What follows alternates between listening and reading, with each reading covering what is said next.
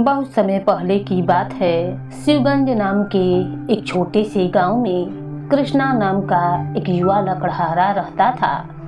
जंगलों से वह लकड़ियां काट कर लाता और उन्हीं लकड़ियों को बेचकर जो भी धन प्राप्त होता उससे अपनी छोटी बहन रूपल और बीमार माँ का लालन पालन करता था। उसकी बुढ़ी माँ अधिकतर बीमार रहती थी, इसीलिए रूपल और कृष्णा मिलजुल कर घर का सारा काम काज कर लिया करते थे। यह देखकर बुढ़ी माँ सोचती थी, कितने बदनसीब हैं, मेरे बच्चे सारा दिन काम काज में लगे रहते हैं, मैं अभागिन तो बीमार होकर चारपाही पर पड़ी रहती हूँ। अच्छी भली होती तो इनका थोड़ा हाथ बटा देती।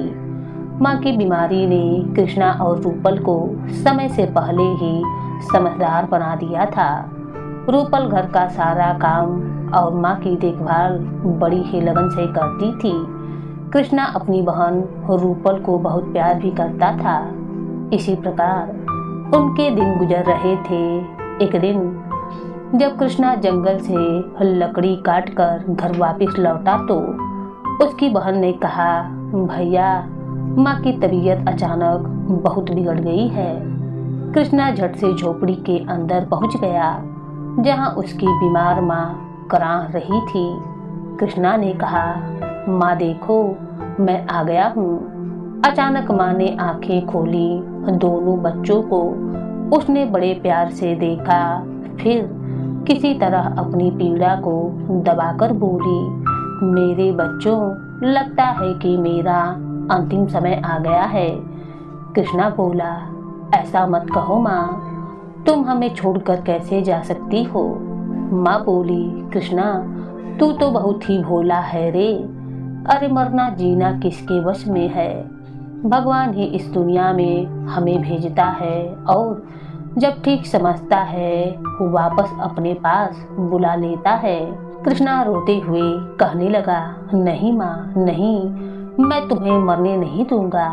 यह सुनकर माँ ने उसकी ओर देखा और कहा, कृष्णा बेटे, मेरे सिर पर हाथ रखकर वचन दे कि तू अपनी बहन रूपल को इसी तरीके से प्यार करता रहेगा और मेरे बाद सदा उसका ध्यान रखेगा और इसे कभी कोई दुख होने नहीं देगा। कृष्णा ने माँ के सर पर हाथ रखकर कहा, माँ मैं वचन देता हूँ, बस अब मैं चैन से मर सकूंगी। इतना कहकर माँ ने एक हिचकी ली और अगले ही पल उसकी गर्दन एक ओर लुढ़क गई। दोनों बच्चे रो रो के विलाप करने लगे। रूपल और कृष्णा का तो मानो सारा संसार ही लुट गया था। उन्हें प्यार करने वाली माँ उनसे दूर जा चुकी थी। कृष्णा ने बड़े ही दुखी हृदय से माँ का अंतिम संस्कार किया। वह सोच रहा था, मुझे क्या पता था कि आज मैं जंगल से जो लकड़ियाँ काट कर लाया था वह लकड़ियाँ माँ की चिता में काम आवेंगी। माँ की मृत्यु के बाद कृष्णा उदास सा झोपड़ी में ही पड़ा रहता था। वह जंगल में लकड़ी काटने भी नहीं जाता था। उसकी यह दशा देखकर एक दिन उसकी बहन रूपल ने उसे कहा, भैया ऐसा कब तक चलेगा, माँ तो छोड़कर चली गई है, तुम्हें भी अगर कुछ हो गया तो मेरा इस दुनिया में और कौन है। भैया तुम्हें मेरी कसम है, तुम जंगल में लकड़ियाँ काटने जाओ, घर से बाहर निकलोगे तो थोड़ा सा मन पहले की तरह ठीक हो जाएगा। ठीक है रूपल, यदि तुम्हारी ऐसी ही इच्छा है तो मैं लकड़ी काटने जंगल में जरूर जाऊंगा। उदास मन से कृष्णा ने कुल्हाड़ी उठाई और जंगल की ओर चल पड़ा। इस प्रकार एक बार फिर से रूपल और कृष्णा का जीवन पुराने ढर्रे पर चल पड़ा। एक दिन शाम को थका हारा कृष्णा जब घर वापस लौटा तो बोला, रूपल आज तो बहुत ही थक गया हूँ। यह कहकर वह बिना हाथ मुंह धोए चारपाही पर लेट गया। यह देखकर रूपल मुस्कुराकर बोली, भैया मेरी बात मानो, अब तुम भी विवाह कर लो। कृष्णा बोला, रूपल यह तुम क्या रही हो? रूपल मुस्कुराते हुए बोली, भैया शाम को जब तुम थके हारे घर वापस आओगी तो भाभी तुम्हारे पाँव दबाया करेगी, वह हम दोनों की खूब देखभाल करेगी। कृष्णा बोला, रूपल तुम्हारा सुझाव तो अति उत्तम है, परंतु क्या भैया? रूपल ने बीच में ही बोल दिया। तो कृष्णा बोला, भला कौन अपनी बेटी मुझ जैसे गरीब के साथ ब्याहेगा? रूपल बोली, भला यह भी कोई बात हुई? भैया क्या गरीबों का विवाह नहीं होता? कृष्णा ने कहा, मैंने ऐसा कब कहा? गरीबों का भी विवाह होता है। रूपल बोली, तब तुम्हें भी अपना ब्याह करना होगा, यही मेरी जिद है। अच्छा ठीक है, मेरी बहन जैसे ही कोई योग्य लड़की मुझे दिखाई देगी मैं उसके साथ ब्याह कर लूंगा। इस घटना के दूसरे ही दिन की बात है। कृष्णा लकड़ी काटने जंगल में गया, तभी उसे किसी के रोने की आवाज सुनाई दी। वह आवाज सुनकर कृष्णा चौंक गया और सोचने लगा, यह तो किसी औरत के रोने की आवाज है। कृष्णा अनुमान से उस दिशा की ओर बढ़ रहा था जिधर से रोने की आवाज आ रही थी। कुछ ही दूर जाने पर ही नदी के तट पर उसे एक युवती बैठी हुई दिखाई दी जो लगातार रो रही थी। कृष्णा उस लड़की के पास पहुंचा और बोला, तुम कौन हो और इस जंगल में बैठकर क्यों रो रही हो? युवती रोते हुए कहने लगी, मैं बहुत ही अभागिन हूँ, मेरा सब कुछ इस जंगल में लुट गया है। तब कृष्णा बोला, तुम्हारे साथ जो भी दुर्घटना घटी है मुझे विस्तार से उसके बारे में बतलाओ, शायद मैं तुम्हारी कुछ सहायता कर सकूं। युवती ने बताना शुरू किया, मेरा नाम सुपर्णा है, मैं अपने माता पिता और भाई के साथ इस जंगल से गुजर रही थी। मेरे भाई ने इस नदी में नहाने की जिद की, उसकी जिद के आगे झुककर मेरे माता पिता ने उसे नदी में नहाने की आज्ञा दे दी। मेरा भाई जैसे ही नदी में उतरा वह डूबने लगा। मेरे माता पिता भी उसे बचाने के लिए नदी में उतर पड़े, उनका भी वही हाल हुआ। मेरी आंखों के सामने ही मेरे माता पिता और भाई तीनों इस नदी में डूबकर मर गए। ओह, यह तो तुम्हारे साथ बहुत ही बुरा हुआ। कृष्णा सुपर्णा के दुख भरी कहानी सुनकर करुणा से भर उठा। सुपर्णा बोली, अब इस दुनिया में मेरा कोई नहीं है, समझ में नहीं आ रहा है कि कहाँ जाऊं, किसके पास जाऊं। कृष्णा सोचने लगा, यह युवती अनाथ है, सुंदर भी है और दुखियारी भी है। यदि मैं इसके सामने विवाह का प्रस्ताव रख दूं तो कैसा रहेगा? यही सोचकर उसने झिझक कर सुपर्णा से कहा, सुपर्णा यदि तुम चाहो तो मेरे साथ मेरे घर में चल सकती हो। सुपर्णा हैरान होकर बोली, तुम्हारे साथ? लेकिन लोग क्या कहेंगे? एक जवान लड़की इस प्रकार एक जवान लड़के के घर में कैसे रह सकती है? कृष्णा बोला, तो तुम मुझसे ब्याह कर लो, तुम मुझसे ब्याह करके आराम से मेरे घर की मालकिन बनकर मेरे साथ रह सकती हो। क्या तुम्हें मेरा प्रस्ताव स्वीकार है? सुपर्णा ने कुछ पल के लिए सोचा और फिर स्वीकृति दे दी। तब कृष्णा सुपर्णा को साथ लेकर अपने घर पर पहुंच गया। उसकी बहन ने पूछा, भैया यह तुम्हारे साथ कौन है? कृष्णा ने बताया, रूपल यह तुम्हारी होने वाली भाभी है, इसका नाम सुपर्णा है। रूपल ने चौंक कर कहा, भाभी? कृष्णा ने कहा, हाँ रूपल, तुमने कल ही भाभी की मांग की थी और आज मैं तुम्हारे लिए भाभी ले आया हूँ। रूपल खुश होते हुए बोली, वाह भैया, तुम तो बड़े ही अच्छे हो, ठहरो मैं अभी आरती का थाल सजा कर लाती हूँ। रूपल ने उसकी आरती उतारी और घर में उनका प्रवेश करवा दिया। फिर एक बहुत ही साधारण समाज में शीघ्र ही सुपर्णा और कृष्णा का विवाह हो गया। जो भी सुपर्णा को देखता वह कृष्णा के भाग्य की सराहना करता। कृष्णा अब अपने छोटे से परिवार के साथ बहुत ही खुश था। रूपल और सुपर्णा को देखकर वो हमेशा सोचता कितना प्रेम है ननद और भौजाई में। भगवान यह प्रेम इसी तरीके से बनाए रखे। लेकिन नियति को शायद कुछ और ही मंजूर था। एक दिन सुपर्णा ने कृष्णा से कहा, सुनिए जी, रूपल अब जवान हो गई है, क्या उसके विवाह के बारे में नहीं सोचेंगे?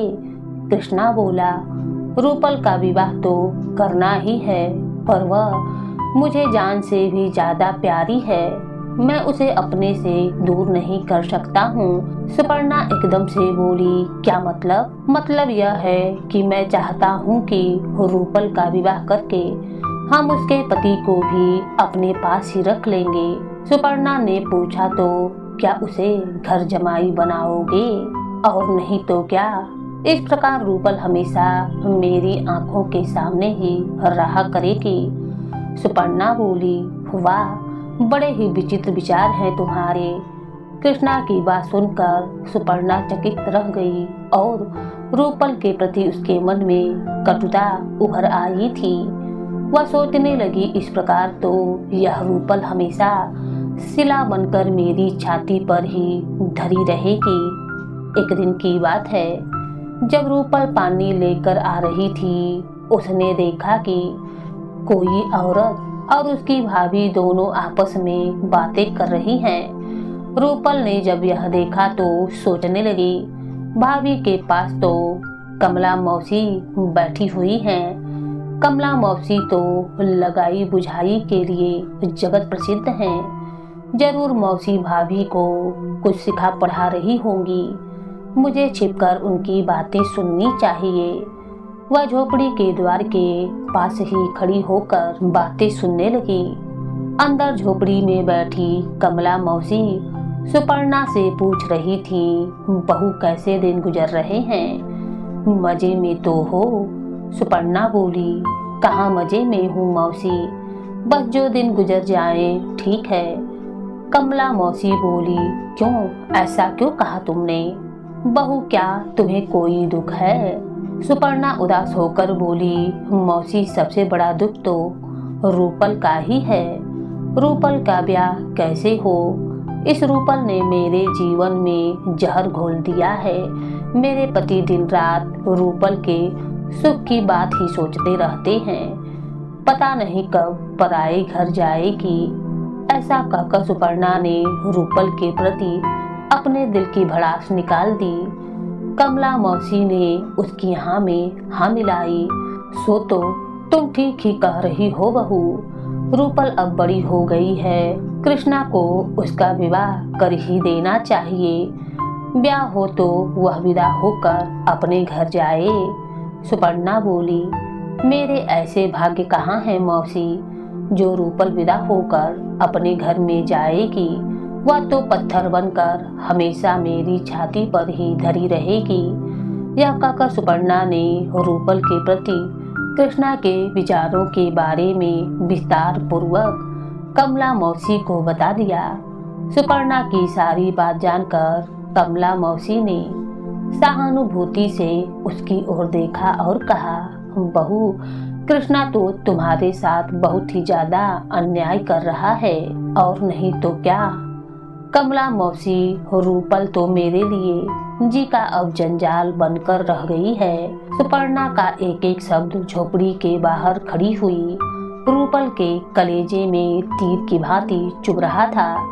वह सोचने लगी, तो सुपर्णा भाभी मुझे छाती पर रखा हुआ पत्थर समझती हैं। दुख के कारण वह स्तब्ध सी खड़ी रह गई। इस अवस्था में जो घड़ा उसने पकड़ रखा था वह छूट गया और धड़ाम की आवाज करता हुआ फूट गया। घड़े के टूटने की आवाज सुनकर सुपर्णा चौंक गई और बोली, कौन है झोपड़ी के बाहर? सुपर्णा का कथन सुनकर रूपल ने दुख से नजर झुकाते हुए कहा, और कोई नहीं है। भाभी, बाहर मैं ही हूँ, तुम्हारे जी का जंजाल।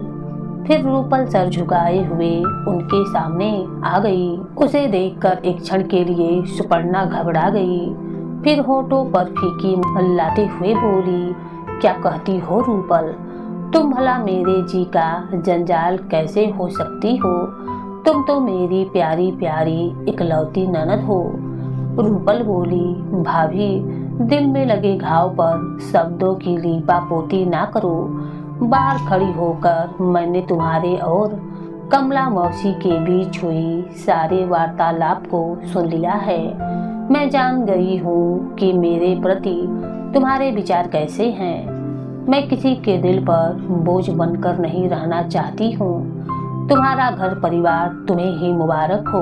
अब मैं इस घर में एक पल के लिए भी नहीं रहूंगी।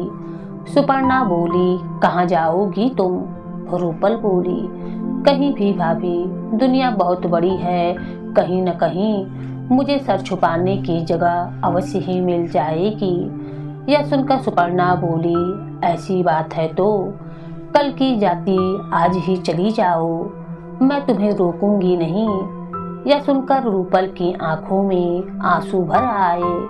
उसने एक नज़र झोपड़ी को चारों ओर से देखा, फिर तेजी से मुड़कर झोपड़ी से बाहर निकल गई। यह देखकर मौसी बोली, भगवान ने तेरी सुन ली, रूपल खुद ही घर छोड़कर चली जा रही है। हाँ मौसी, आज मैं बहुत ही खुश हूँ। अब सारे घर में मेरा ही राज रहेगा। इधर रूपल चलती गई, उसके पीछे गांव पर गांव छूटते गए, पर रूपल के पांव नहीं रुके।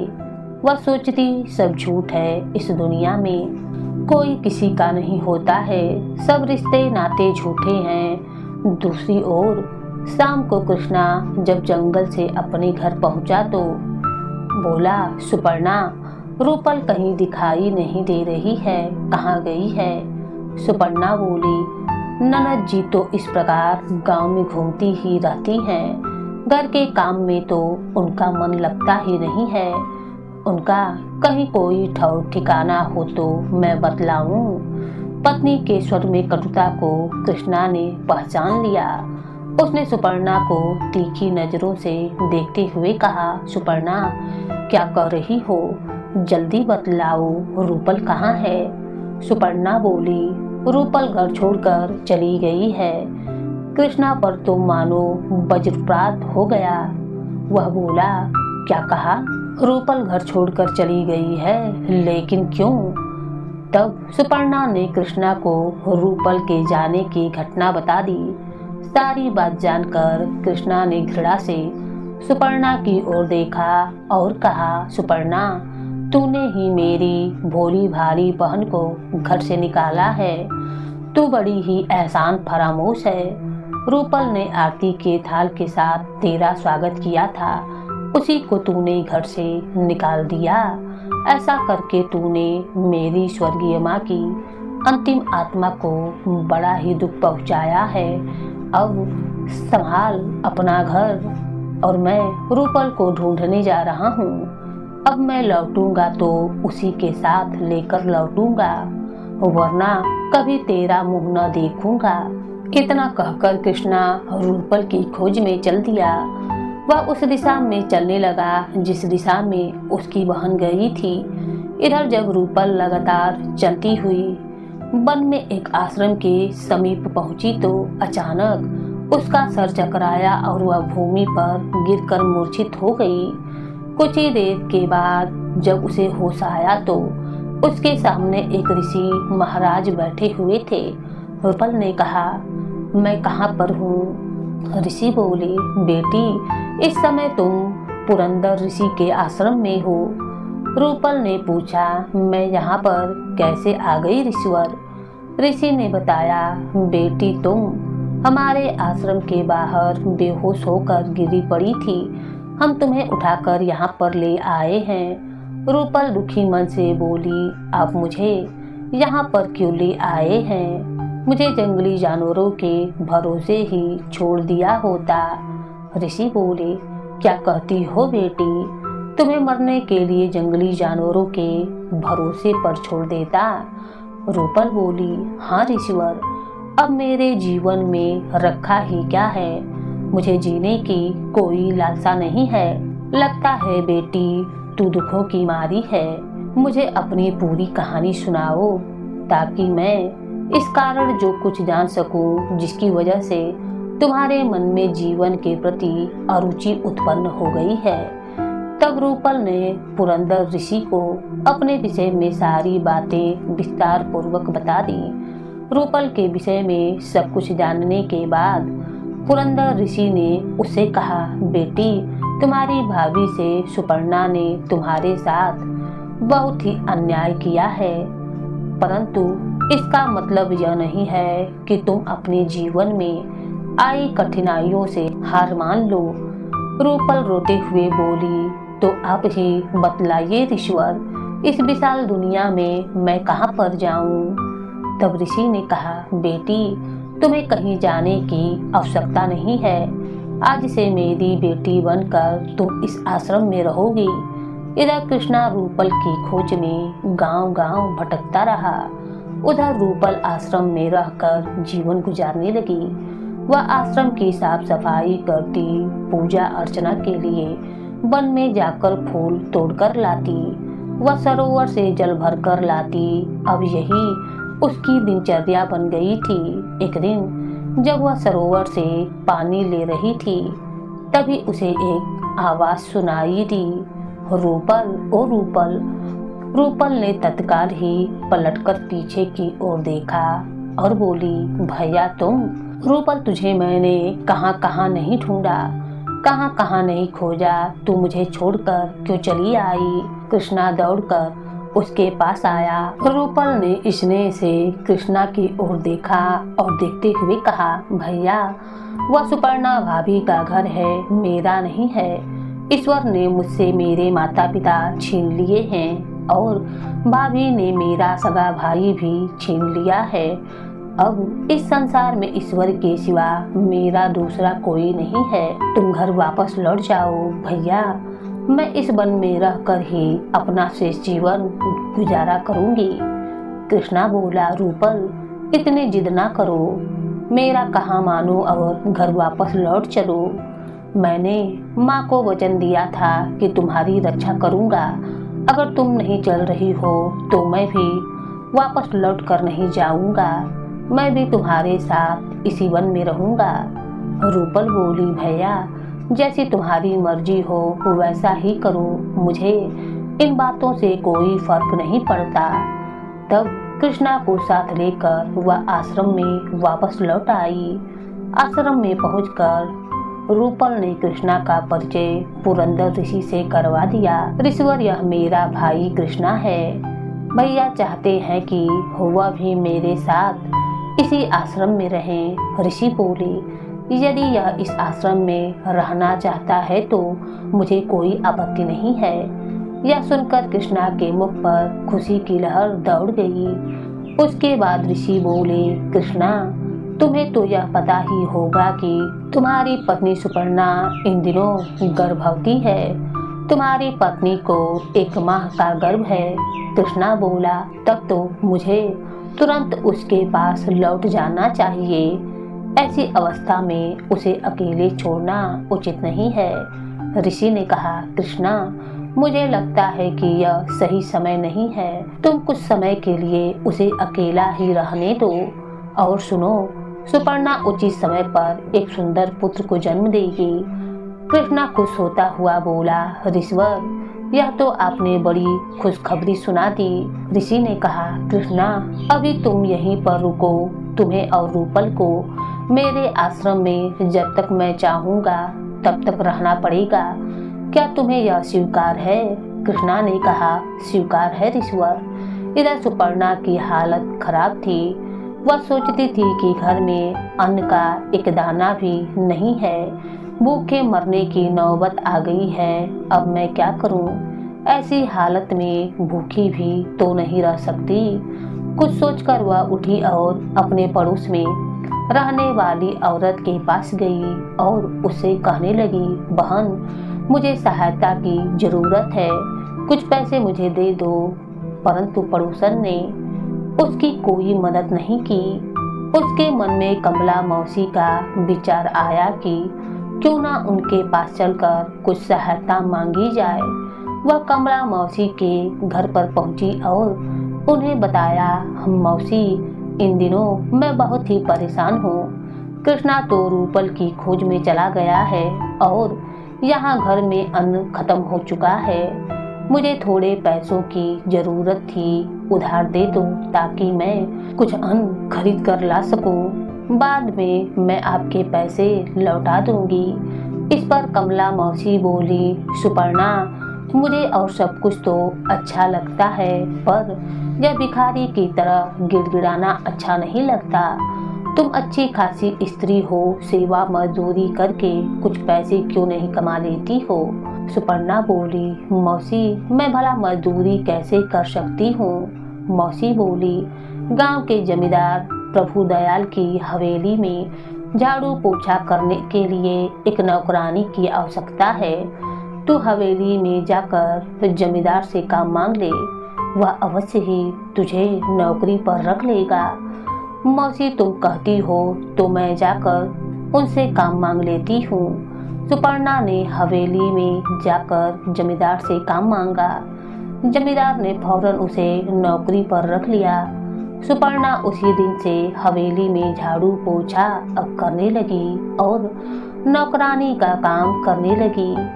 दिन भर वह बदन तोड़कर मेहनत करती और शाम को रूखी सूखी रोटियां खाकर अपनी झोपड़ी में जाकर पड़ जाती। इसी प्रकार से उसके दिन गुजरने लगे। उचित समय पर उसने एक फूल से बेटे को जन्म दिया। वह सोचती, आज इसके पिता और बुआ अगर घर में होते तो वह कितने खुश होते। वक्त की ठोर ने उनकी अकल ठिकाने लगा दी थी। अब वह उस घड़ी को बार बार कोसती थी जब उसने रूपल को घर से निकल जाने के लिए कहा था। इधर एक दिन पुरंदर ऋषि आश्रम में बैठे बैठे ही अचानक ही मुस्कुरा उठे। यह देखकर पास ही बैठी रूपल ने पूछा, ऋषिवर, आप एकाएक मुस्कुरा क्यों दिए। ऋषि बोले, बेटी, बात ही मुस्कुराने की है। तेरा होने वाला पति, जो कि विदर्भ देश का राजा अभयंकर है, एक बहुत ही बड़ी नादानी करने जा रहा है। वह रेगिस्तान के पार वाले राज्य जूनागढ़ पर आक्रमण करने के लिए निकल पड़ा है। रूपल एकदम से चौंककर बोली, यह आप क्या कह रहे हैं। राजा अभयंकर मेरा होने वाला पति है।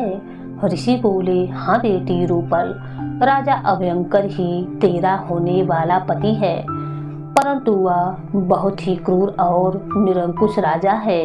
लेकिन फिर भी उसकी और अधिक धनवान होने की लालसा पूरी नहीं होती। वह सारी दुनिया की दौलत अपने अधिकार में लेने का सपना देखता है। इसके लिए वह हर प्रकार की नीति अपनाने को तैयार रहता है। इस बार वह अपने खजाने में और ज्यादा धन भरने के उद्देश्य से जूनागढ़ पर आक्रमण करने के लिए निकल पड़ा है।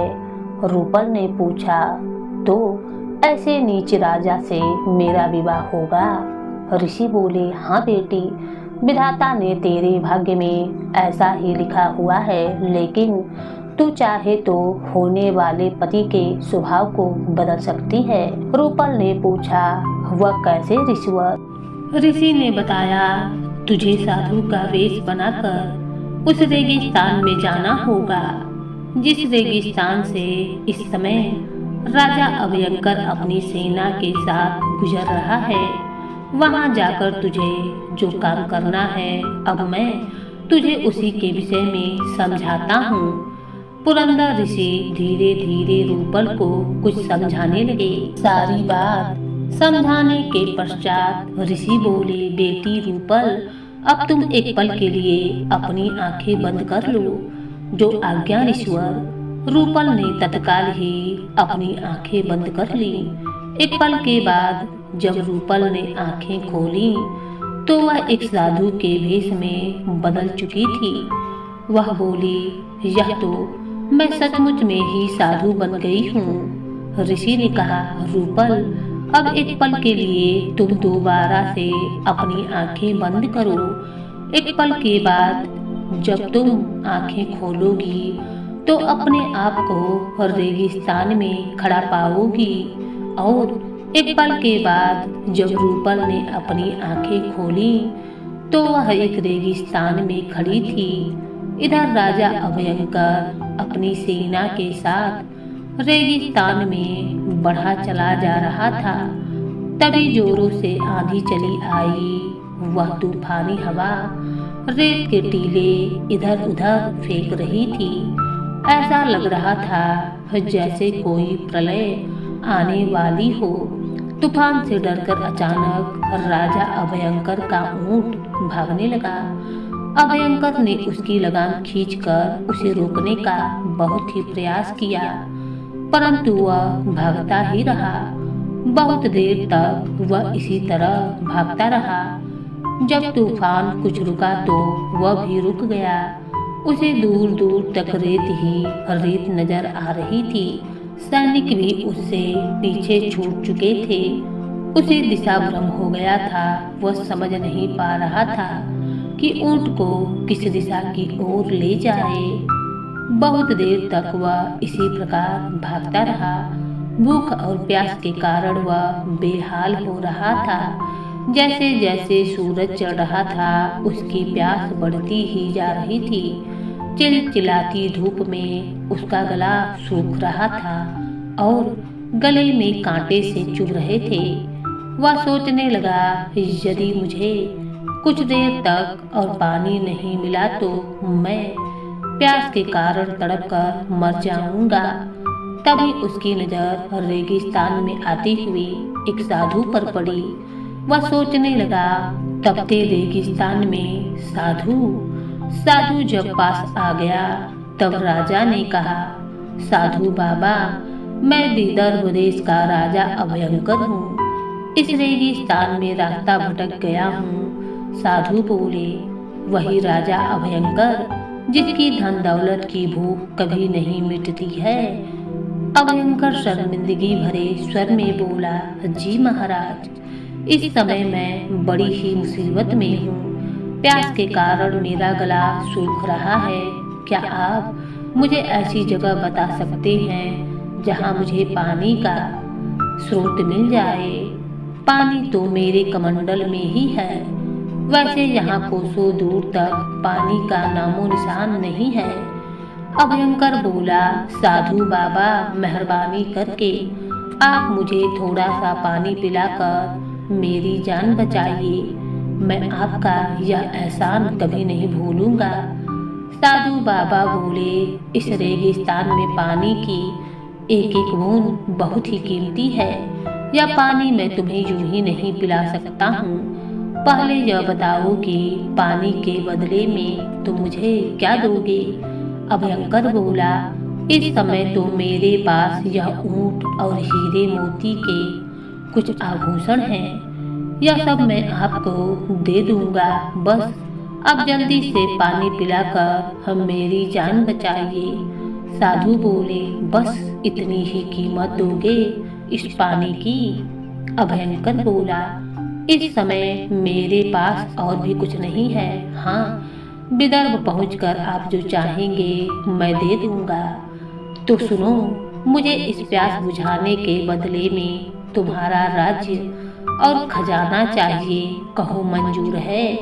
साधु की बात सुनकर राजा कुछ पल के लिए सोच में पड़ गया, परंतु उसे प्यास के कारण मौत मंजूर नहीं थी। इसीलिए वह बोला, ठीक है, मैं सब कुछ आपको सौंपने को तैयार हूँ। तब साधु ने मुस्कुराकर पानी का कमंडल अभयंकर को दे दिया। राजा अभयंकर गटागट पानी पीने लगा। पानी बहुत ही ठंडा और मीठा था। उसे पीकर अभयंकर ने तृप्ति की सांस ली। पानी पीने के बाद वह साधु से बोला, आपके कमंडल का पानी नहीं अमृत है। इसे पीकर मेरी जान में जान आ गई। मैं आपका बहुत बहुत धन्यवाद देता हूँ साधु बाबा। यह शब्द सुनकर साधु को क्रोध आ गया। वह बोले, साधु, अब मैं नहीं, तुम हो अभयंकर। मैं अब विदर्भ देश का राजा हूँ। विदर्भ के राजा को साधु कहने की गुस्ताखी तुमने कैसे की? अरे साधु तो तुम हो, तुम्हारे पास अब एक भी कौड़ी नहीं रही। अभयंकर बोला, आप इस मूर्ख को क्षमा करें, सचमुच मुझसे बड़ी सी गलती हो गई है। आप ठीक कहते हैं, मैं सचमुच साधु हूँ और आप राजा हैं। साधु हंसने लगा। अभयंकर हैरानी से उसकी ओर देखकर बोला, इस उजाड़ रेगिस्तान में आपको हंसने के लिए भला कौन सी बड़ी बात मिल गई है? साधु बोले, मैं तो तुम पर ही हंस रहा हूँ। तुमने धन दौलत, सोना चांदी, महल, इन सब के पीछे अपना दीन ईमान छोड़ दिया था। हजारों लोगों का खून बहाया, अपनी प्रजा पर अत्याचार किया, तब जाकर यह धन दौलत इकट्ठी हुई थी। परंतु इस दौलत की कीमत आखिर क्या निकली? 2 चुल्लू पानी। क्या इसलिए तुमने लूटपाट मचाई थी? क्या इसलिए तुमने प्रजा पर घोर अत्याचार किए थे? साधु की बातें सुनकर अभयंकर पत्थर के बूंद की तरह खड़ा हो गया। उसका दिमाग चकराने लगा। वह सोचने लगा, साधु महाराज सच ही तो कह रहे हैं। उसका मन पश्चाताप से भर उठा। वह शर्मिंदा होकर साधु से बोला, आपने मेरी आंखें खोल दी। साधु बोले, राजन, तुम अब भी विदर्भ देश के राजा हो। जाओ, वापस जाकर अपनी प्रजा के दुख दर्द जानने की कोशिश करो। लोगों की भलाई में बाकी दिन गुजारो। उस दौलत को खजाने की अंधेरी कोठरी में बंद ना रखो, बल्कि अच्छे कार्यों में इन्हें लगाओ। यही तुम्हारा प्रायश्चित होगा। अभयंकर बोला, ठीक है साधु बाबा, आप जो कहेंगे मैं वही करूँगा। तभी उसके सैनिक उसे ढूंढते हुए वहां पर आ पहुंचे। सेनापति आगे बढ़कर उससे बोला, महाराज, आप कहाँ चले गए थे? हमने आपको बहुत खोजा। आज्ञा दे तो अब आगे की ओर प्रस्थान करें। अभयंकर बोला, सेनापति जी, अब हम आगे नहीं, वापस विदर्भ चलेंगे। अभयंकर ने विनय पूर्वक साधु से कहा, साधु महाराज, मेरी विनती है, आप भी हमारे साथ विदर्भ चलिए।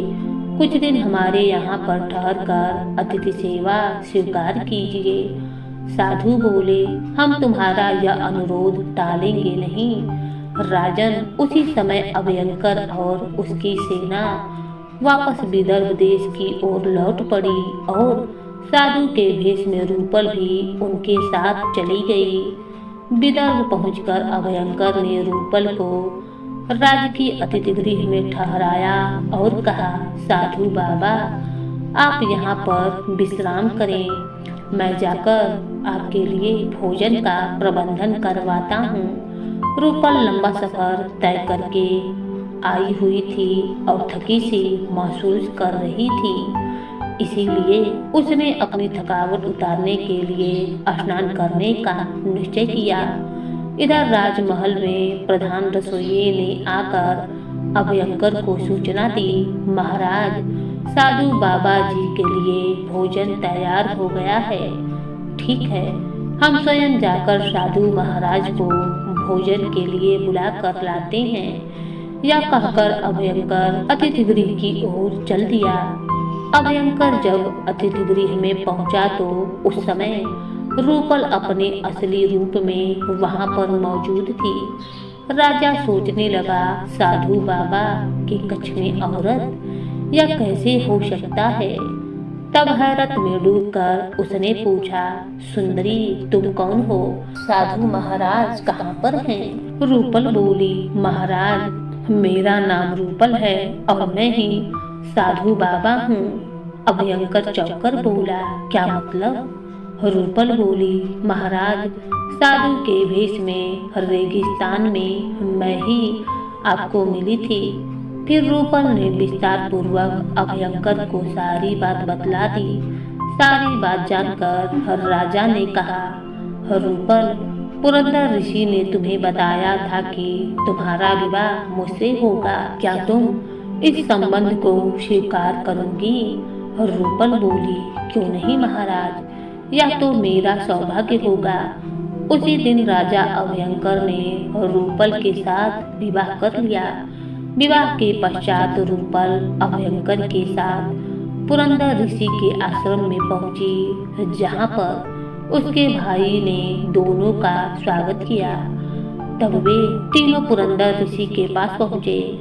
राजा अभयंकर पुरंदर ऋषि के चरण स्पर्श करते हुए और उनसे कहने लगा, ऋषिवर, आपके कारण ही मैं कुमार्ग को छोड़कर सही मार्ग पर चल पड़ा हूँ। न आप साधु के भेष में रूपल को मेरे पास भेजते और न ही मेरी आंखें खुलती। ऋषि बोले, राजन, मुझे खुशी है कि तुमने सत्य को पहचान लिया है। तब पुरंदर ऋषि ने कृष्णा और रूपल से कहा, अब तुम दोनों अपने गांव सुपर्णा के पास जाओ। वहां पर वह पश्चाताप की अग्नि में जल रही है। जो आज्ञा महाराज, कहकर वे वहां से निकल गए। इधर शिवगंज में सुपर्णा बहुत ही दुखी थी। वह सोचती थी, हे भगवान, कब मेरे कष्ट को दूर करोगे? मेरे पति और ननद को शीघ्र ही मेरे पास वापस भेज दो। मुझ पर दया करो भगवान। यही वह क्षण था जब राजा अभयंकर का रथ उसकी झोपड़ी के बाहर आकर रुका। रूपल के कहने पर कृष्णा अकेला ही रथ से उतरकर झोपड़ी में गया। तब उसकी पत्नी सुवर्णा ने कहा, स्वामी, आप आ गए। वह दौड़कर उसके कदमों में लिपट गई और फूट फूट कर रोने लगी। वह बार बार एक ही बात कहती थी, स्वामी, मुझे क्षमा कर दो, मैं अपराधी हूँ। कृष्णा ने यह देखकर उससे कहा, सुपर्णा, तुम मेरी नहीं बल्कि रूपल की अपराधी हो। जाओ उसी से जाकर क्षमा मांगो। सुपर्णा ने पूछा, कहाँ है रूपल? कृष्णा ने बताया, वह बाहर रथ में अपने पति के साथ बैठी है। रथ के पास पहुंचकर हाथ जोड़कर वह रूपल से बोली, रूपल, मुझे क्षमा कर दो, मैंने तुम्हें बहुत ही कटु वचन कहे थे। रूपल बोली, भाभी, मुझे तुमसे कोई शिकायत नहीं है, वह सब वक्त का खेल था।